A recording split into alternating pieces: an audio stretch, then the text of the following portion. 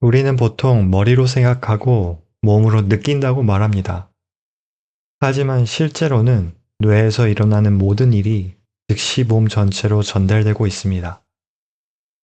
당신이 스트레스를 받는 순간 당신의 뇌는 이미 당신의 심장 박동을 빠르게 하고 근육을 긴장시키며 소화 기능을 멈추라는 명령을 내리고 있습니다. 이 모든 것이 당신이 의식하기도 전에 일어나는 일입니다. 그렇다면 뇌에서 몸으로 이어지는 이 연결고리는 정확히 어디에서 시작될까요? 우리 뇌의 깊숙한 곳에는 아몬드 모양의 작은 기관이 하나 있습니다. 바로 편도체입니다.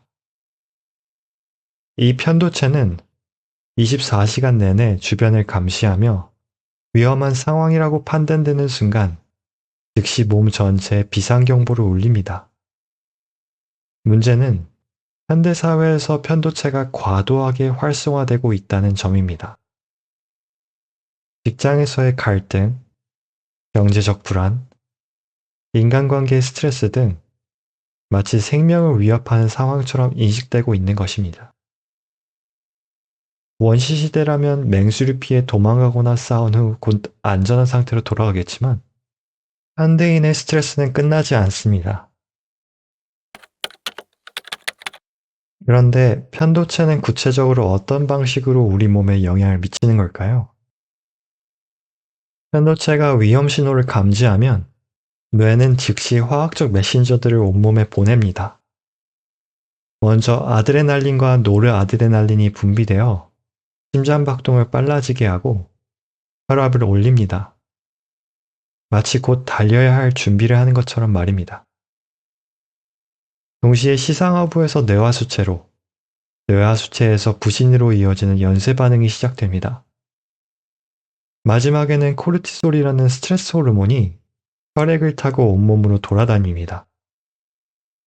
이 코르티솔은 단기간에는 생존에 도움이 되지만 지속적으로 분비되면 우리 몸을 서서히 망가뜨리기 시작합니다.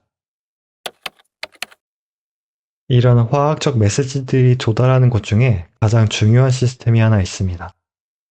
우리가 의식적으로 조절할 수 없는 몸의 기능들이 있는데 심장 박동, 호흡, 소화, 체온 조절 등이 그 예에 해당됩니다. 그리고 그것을 관장하는 기관이 자율신경계입니다. 자율신경계는 교감신경과 부교감신경이라는 두 개의 상반된 시스템으로 이루어져 있습니다. 교감신경은 마치 자동차의 엑셀러레이터 같은 역할을 합니다. 위험한 상황에서 몸을 각성시키고 에너지를 폭발적으로 사용할 수 있게 해줍니다. 반면 부교감신경은 브레이크와 같습니다. 몸을 회복시키고 소화를 돕고 깊은 잠에 들 수 있게 해줍니다. 편도체가 과활성화되면 교감신경이 지속적으로 우위에 있게 되고 부교감신경이 제대로 작동할 수 없게 됩니다. 다른 말로 하면 항상 각성이 되어 있는 상태이기 때문에 제대로 쉬지 못하는 것이죠. 자율신경계가 영향을 미치는 곳 중에도 특히 흥미로운 곳이 있습니다. 바로 우리의 배입니다. 놀랍게도 우리 뱃속 혹은 장 속에는 뇌 다음으로 많은 신경세포가 모여 있습니다. 이를 두 번째 뇌라고 부르기도 하는데 실제로 장은 뇌와 직접적으로 소통하고 있습니다. 스트레스를 받으면 속이 뒤틀리고 소화가 안 되는 것은 결코 우연이 아닙니다. 편도체가 활성화되면 뇌는 즉시 장에 지금은 소화할 때가 아니다 라는 메시지를 보냅니다. 이것이 장기간 계속되면 과민성 대장증후군, 위염, 소화불량 같은 문제들이 나타나기 시작합니다. 더 흥미로운 것은 장내 미생물들도 우리의 기분과 인지 능력에 영향을 미친다는 사실입니다.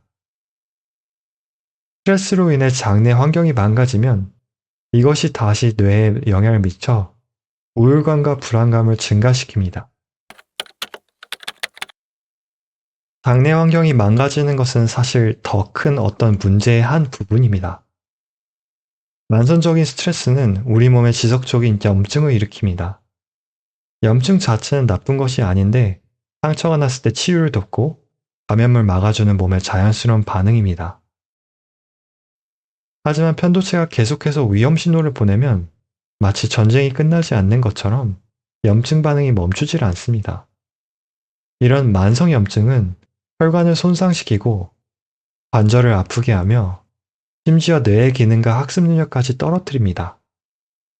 사이토카인이라는 염증 물질들이 혈액을 타고 뇌까지 도달하면 우울증과 비슷한 증상들이 나타나기도 합니다. 우리의 뇌는 이러한 염증이 안 좋은지 알면서도 일부러 냅두는 것처럼 보입니다. 그렇다면 왜 우리 뇌는 우리를 괴롭히는 것을 포함하는 것으로 설계되었을까요? 답은 역사에서 찾아볼 수 있을지 모릅니다. 우리의 뇌는 수백만 년 전 맹수들이 우글거리는 곳에서 살아남기 위해 최적화되었습니다. 그 당시에는 스트레스가 실제로 생명을 위협하는 상황이었고 빠른 반응만이 생존으로 비결되었습니다. 하지만 이제 사회의 스트레스는 대부분 심리적이고 지속적입니다. 직장에서의 압박감이나 인간관계의 갈등이 실제로 생명을 위협하지는 않지만 우리 뇌는 여전히 맹수를 만난 것처럼 반응합니다. 따라서 우리가 한때 생존을 잘하기 위해 여겼던 특징들이 현대에 와서는 되려 우리를 괴롭히는 존재가 된 것입니다. 우리의 스트레스는 인간의 진화의 산물이자 어떻게 보면 우리가 받아들여야 할 숙명이 된 것이죠. 이제 중요한 질문은 그럼 우리는 어떻게 해야 할까?입니다. 고통을 피할 수 없는 안 좋은 소식일 수 있지만 절대 절망할 필요는 없습니다. 우리 뇌는 놀라울 정도로 변화와 적응이 뛰어난 기관이기 때문입니다. 부정적인 경험이 뇌를 바꾸는 것처럼 긍정적인 경험도 뇌를 바꿀 수 있습니다. 규칙적인 운동은 스트레스 호르몬을 감소시키고 기분을 좋게 하는 엔돌핀을 분비시킵니다. 깊은 호흡이나 명상은 부교감 신경을 활성화시켜서 몸을 회복 모드로 전환시킵니다.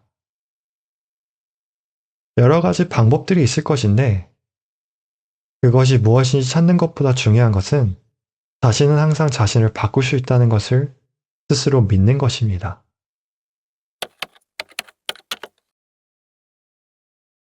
이 모든 회복의 가능성들을 종합해보면 한 가지 분명한 사실을 알 수 있습니다. 바로 우리의 뇌와 몸이 결코 분리된 존재가 아니라는 점입니다. 당신이 느끼는 스트레스, 불안, 우울감은 단순히 정신적인 문제가 아닙니다. 이것들은 모두 실제로 당신의 몸에서 지각을 할 수 있는 생리적 변화들입니다. 동시에 이는 우리가 책임질 수 있는 부분이 있다는 것을 의미하기도 합니다.